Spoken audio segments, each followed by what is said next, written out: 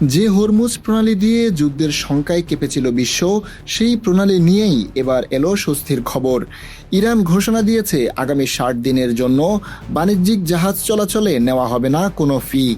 শুধু তাই নয়, নিরাপদ নৌ চলাচল নিশ্চিত করতে শুরু হচ্ছে মাইন অপসারণ অভিযান। যুক্তরাষ্ট্রের সঙ্গে স্বাক্ষরিত সমঝোতা স্মারকের অংশ হিসেবে এই গুরুত্বপূর্ণ সিদ্ধান্তের কথা জানিয়েছে তেহরান।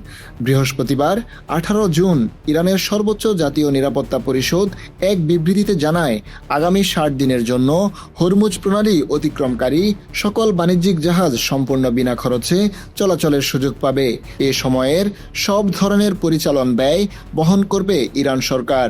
বিশ্বের অন্যতম গুরুত্বপূর্ণ সামুদ্রিক পথ হিসেবে পরিচিত হরমুজ প্রণালী সাম্প্রতিক মাসগুলোতে যুক্তরাষ্ট্র ও ইরানের মধ্যকার সংঘাত এবং যুদ্ধ পরিস্থিতির কারণে এই নৌপথে চলাচল ব্যাহত হয়।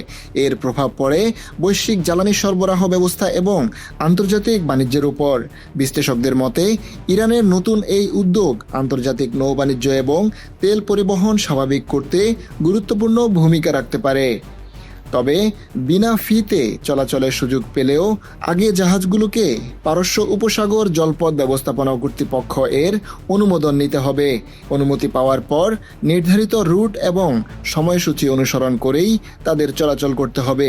নিরাপত্তার বিষয়টিকে সর্বোচ্চ গুরুত্ব দিয়ে ইরান জানিয়েছে, ধাপে ধাপে হরমুজ প্রণালীতে জাহাজ চলাচল স্বাভাবিক করা হবে।